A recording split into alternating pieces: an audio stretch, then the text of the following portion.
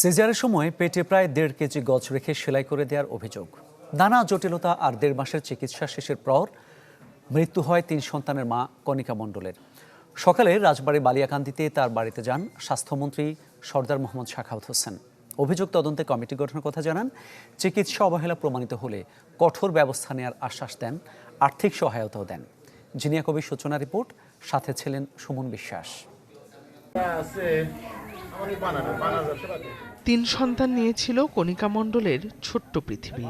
সুখ, দুঃখ আর হাসি কান্না, কত শত স্মৃতির সাক্ষ্য এই উঠান, যেখানে এখন কেবলই শূন্যতা। কণিকার আত্মার শান্তি কামনায় প্রার্থনাস্থলে তুলসী গাছটাও যেন আজ বিষণ্ণতায় ঘেরা। ভাগ্যের নির্মম বাস্তবতায় 1.5 মাসের অদ্রিজার মুখে এখন মায়ের বুকের দুধের বদলে ফিডার। পাশেই বসে আছে অভাগা আরও 2 সন্তান, পার্থ ও অঙ্কন। আমার 3টা বাচ্চা, আমি এই বাচ্চাদের নিয়ে এখন কি করব আমি কোনো উপায় খুঁজে পাচ্ছি না। আমরা যে ভোগান্তিতে পোহাচ্ছি, আমাদের যে পরিবারটা আর্থিক এবং মানসিক এবং সামাজিকভাবে যে ক্ষতিগ্রস্ত হইলাম, এরকম ক্ষতি যেন বাংলাদেশের কোনো পরিবারের না হয়। এমন কেউ নাই যে এখানে থেকে ওদের মানুষ করবে। গেল 29 জুন ফরিদপুরের সমরিতা হাসপাতালে সিজারে 8 মাসে কন্যা সন্তানের জন্ম দেন কণিকা মণ্ডল। পরিবারের অভিযোগ, অপারেশনের পর কণিকার পেটে প্রায় 1.5 কেজি গজ রেখেই সেলাই করে দেওয়া হয়। এরপর শুরু হয় অসুস্থতা, সময়ের সাথে বাড়ে জটিলতা।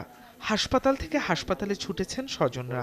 সংকটাপন্ন অবস্থায় নেওয়া হয় ঢাকার কল্যাণপুরের ইবনে সিনা হাসপাতালে। দীর্ঘ চিকিৎসায়ও ফেরানো যায়নি তাকে। শুক্রবার দিবাগত রাতে প্রাণ নিভে যায় কণিকার।